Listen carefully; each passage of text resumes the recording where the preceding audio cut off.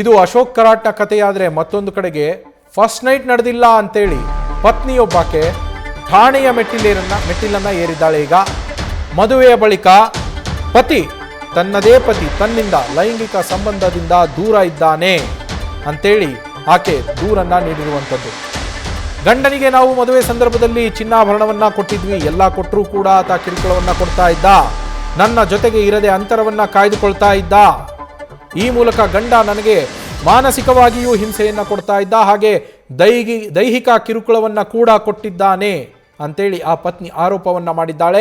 ಬೆಂಗಳೂರಿನ ಸುಬ್ರಹ್ಮಣ್ಯಪುರದ ಗುಬ್ಬಲಾಳದಲ್ಲಿ ಈ ಘಟನೆ ನಡೆದಿರುವಂಥದ್ದು, ಪ್ರಕರಣ ದಾಖಲಾಗಿರುವಂಥದ್ದು.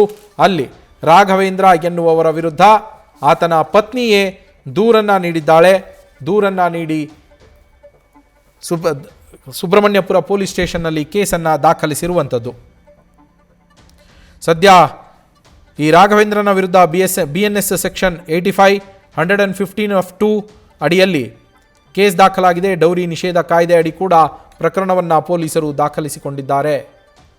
FIR ಕಾಪಿಯನ್ನು ಕೂಡ ಗಮನಿಸ್ತಾ ಇದ್ದೀರಾ.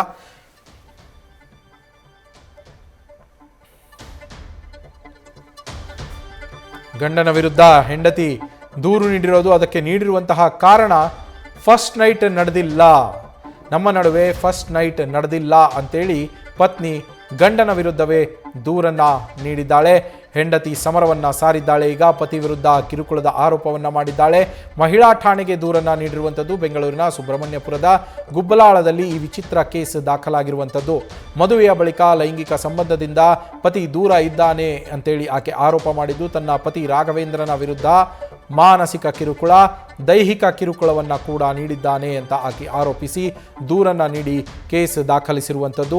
ಮದುವೆಯ ವೇಳೆ ನಾವು ಕೊಡಬೇಕಾಗಿದ್ದನ್ನೆಲ್ಲ ಕೊಟ್ಟಿದ್ವಿ, ಚಿನ್ನಾಭರಣವನ್ನೂ ಕೊಟ್ಟಿದ್ವಿ, ಆದರೂ ಕೂಡ ಆತ ಕಿರುಕುಳವನ್ನ ನೀಡ್ತಾ ಇದ್ದ, ನನ್ನನ್ನು ನಿರ್ಲಕ್ಷ್ಯ ಮಾಡ್ತಾ ಇದ್ದ ಅಂತ ಪತ್ನಿ ಆರೋಪಿಸಿದ್ದಾಳೆ.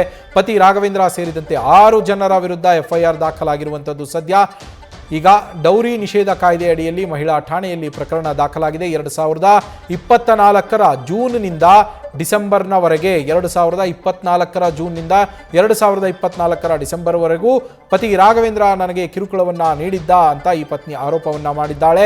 ಸದ್ಯ BNS ಸೆಕ್ಷನ್ 85 ಹಾಗೆ 115(2) ಅಡಿಯಲ್ಲಿ ಪತಿ ವಿರುದ್ಧ ಈಗ ಪ್ರಕರಣ ದಾಖಲಾಗಿರುವಂಥದ್ದು. ಪತ್ನಿ ನೀಡಿದ ದೂರಿನ ಅನ್ವಯ ಡೌರಿ ನಿಷೇಧ ಕಾಯ್ದೆ ಅಡಿಯಲ್ಲೂ ಕೂಡ ಪ್ರಕರಣವನ್ನ ಈ ಪತ್ನಿ ದಾಖಲಿಸಿದ್ದಾರೆ. ನಮ್ಮ ಪ್ರತಿನಿಧಿ ಶಿವಕುಮಾರ್ ಫೋನ್ ಸಂಪರ್ಕದಲ್ಲಿದ್ದಾರೆ. ಶಿವಕುಮಾರ್, 2024ರಲ್ಲಿ ಪತಿ ಕಿರುಕುಳವನ್ನ ನೀಡಿದ್ದು, 2026ರ ಮಾರ್ಚ್ನಲ್ಲಿ ದೂರು ದಾಖಲಾಗ್ತಾ ಇರೋದು ಮಾಹಿತಿ ಸಿಕ್ಕಿರುವಂಥದ್ದು. ಏನೆಲ್ಲ ಆಯ್ತು ಈ ಸಂದರ್ಭದಲ್ಲಿ ಅಂತ?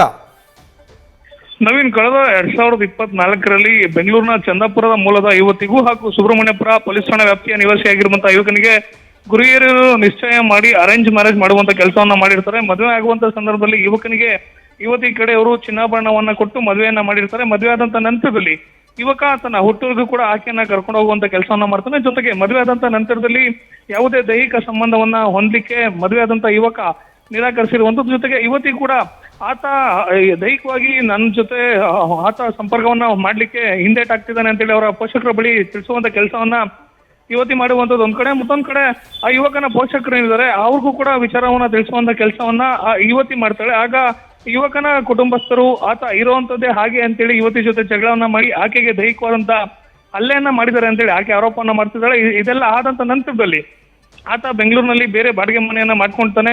ಬಾಡಿಗೆ ಮನೆ ಮಾಡಿದಂತ ನಂತರದಲ್ಲಿ ಆತನ ಜೊತೆ ಹೋಗಿ ವಾಸ ಮಾಡುವಂತ ಕೆಲಸವನ್ನ ಯುವತಿ ಮಾಡುವಂಥದ್ದು. ಇದಾದಂತ ನಂತರದಲ್ಲಿ ಪ್ರತಿನಿತ್ಯ ಮದ್ಯಪಾನವನ್ನ ಸೇವನೆಯನ್ನ ಮಾಡ್ಕೊಂಡ್ಬಂದು ಪತ್ನಿಗೆ ಹಲ್ಲೆಯನ್ನ ಮಾಡುವಂಥದ್ದು. ಜೊತೆಗೆ ಮದುವೆಯನ್ನ ಅದ್ದೂರಿಯಾಗಿ ಮಾಡಿಕೊಟ್ಟು ಅವ್ರು ಕೇಳಿದಂತೆ ಚಿನ್ನಾಭರಣಗಳನ್ನ ಕೊಟ್ಟರು ಕೂಡ ಒಂದ್ ಕಡೆ ದೈಹಿಕವಾಗಿ ಮಾನಸಿಕವಾಗಿ ಹಿಂಸೆಯನ್ನ ಕೊಡ್ತಿದ್ದಾನೆ. ಮದುವೆ ಆಗಿ ಸರಿಸುಮಾರು 2 ವರ್ಷ ಕಳೆದ್ರು ಕೂಡ ಪತಿ ನನ್ನ ಜೊತೆ ದೈಹಿಕ ಸಂಬಂಧವನ್ನ ಬೆಳೆಸ್ತಿಲ್ಲ, ಆತ ಹಿಂದೆಟನ್ನ ಹಾಕ್ತಿದ್ದಾನೆ ಅಂತ ಹೇಳಿ ಸದ್ಯ ನೊಂದಂತ ಮಹಿಳೆ ಏನಿದ್ದಾಳೆ ಆಕೆ ಬೆಂಗಳೂರಿನ ಸುಬ್ರಹ್ಮಣ್ಯಪುರ ಪೊಲೀಸ್ ಠಾಣೆಯಲ್ಲಿ ದೂರನ್ನ ಕೊಟ್ಟಿರುವಂತದ್ದು. ಸದ್ಯ ಆಕೆ ಕೊಟ್ಟಂತ ದೂರಿನ ಅನ್ವಯವಾಗಿ ಸುಬ್ರಹ್ಮಣ್ಯಪುರ ಪೊಲೀಸ್ ಠಾಣೆಯಲ್ಲಿ ವರದಕ್ಷಿಣೆ ಕಿರುಕುಳ ಪ್ರಕರಣ ದಾಖಲು ಮಾಡಿಕೊಂಡು ಸದ್ಯ ಆರೋಪಿ ಪತಿ ಏನಿದ್ದಾನೆ ಆತನಿಗೆ ನೋಟಿಸ್ ಕೊಡ್ಲಿಕ್ಕೆ ಸದ್ಯ ಪೊಲೀಸರು ಸಿದ್ಧತೆಯನ್ನ ಮಾಡ್ಕೊಂಡಿರುವಂತದ್ದು. Naveen, thank you Shivakumar. News first ನಿರ್ಭೀತಿಯಿಂದ ನಿಮ್ಮ ಪರವಾಗಿ.